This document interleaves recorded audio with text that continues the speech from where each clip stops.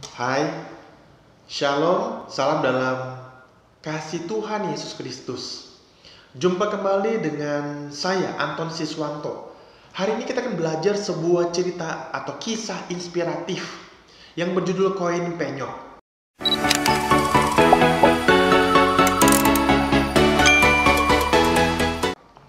Suatu ketika ada seorang pria yang sedang gundah gulana karena dia sedang mempunyai kondisi keuangan yang tidak baik.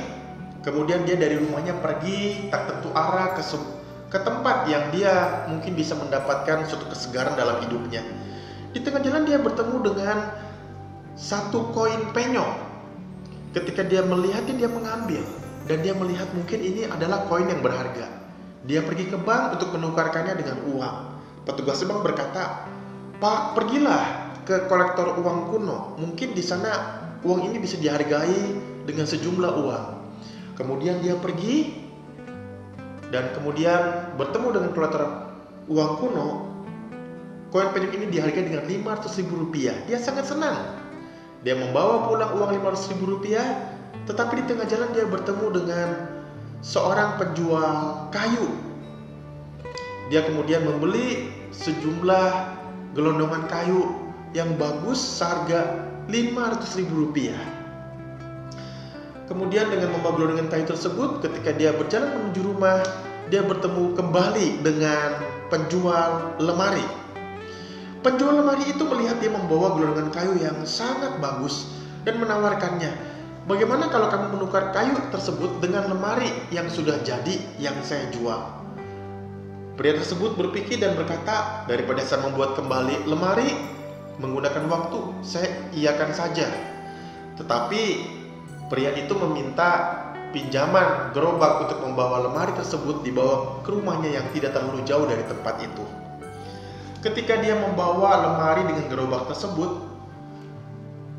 kemudian dia melewati sebuah perumahan elit. Tiba-tiba di sana keluarlah seorang ibu atau seorang wanita yang melihat lemari yang dia bawa. Ibu itu berkata, "Pak, bagaimana kalau saya membeli lemari yang Bapak bawa ini senilai 10 juta rupiah?" Pria ini kemudian dengan sedikit ragu-ragu,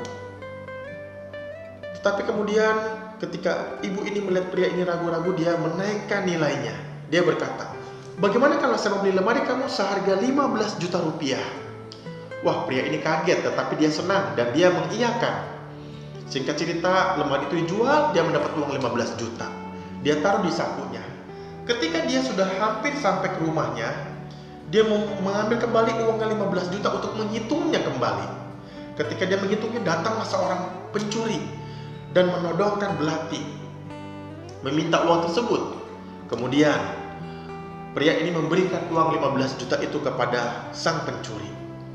Ketika pencuri ini kabur, datanglah istrinya yang kebetulan dari depan rumah. Dia melihat suaminya, si pria tadi. Istri itu berlari menuju suaminya dan berkata, "Tadi ada seorang pencuri menodongkan belati ke arah kamu. Apa yang terjadi?" Pria ini berkata, "Oh, nggak apa-apa. Dia hanya mengambil sebuah koin penyok yang kutemukan tadi pagi." Ketika saya membaca cerita ini, saya merasa kagum. Dan saya menuliskannya di dalam buku saya yang berjudul Planning for God's Glory. Apa yang kita bisa pelajari dari cerita pada hari ini? Kita bisa belajar bahwa sesungguhnya dalam kehidupan ini banyak orang yang dikuasai oleh rasa ingin memiliki. Ketika ada orang yang memiliki satu barang, memiliki uang, memiliki rumah, memiliki mobil, tetapi kalau sesuatu yang terjadi di dalam kepemilikan tersebut, dia merasa sedih, dia merasa khawatir, dia merasa frustasi, dan berbagai perasaan negatif lainnya. Penonton yang budiman, bukankah dalam kehidupan ini kita lahir tidak membawa apa-apa, dan nanti kita meninggal pun tidak membawa apa-apa? Maka saya setuju dengan Ayub pasal 1 ayat 21 yang mengatakan, "Tuhan yang memberi, Tuhan yang mengambil, terpujilah nama Tuhan." Ketika Ayub yang adalah seorang tokoh dalam perjanjian lama di Alkitab mempunyai harta yang begitu banyak, mempunyai 10 anak, tetapi ketika itu semua diambil daripadanya, dia masih bisa bersyukur kepada Tuhan. Nah, disinilah kunci kehidupan yang baik, bahwa kita menjadi manusia yang bukan melekat kepada barang yang kita punya, tetapi hati kita tertuju kepada Tuhan Yesus saja.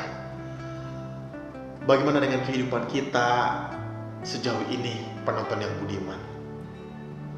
Mari kita belajar untuk tidak melekat kepada barang-barang yang kita punyai, tetapi kita hanya fokus untuk menyembah Tuhan kita. Dan perhatikanlah kehidupan kita, itu akan menjadi sesuatu kehidupan yang menyenangkan, kehidupan yang penuh dengan rasa syukur.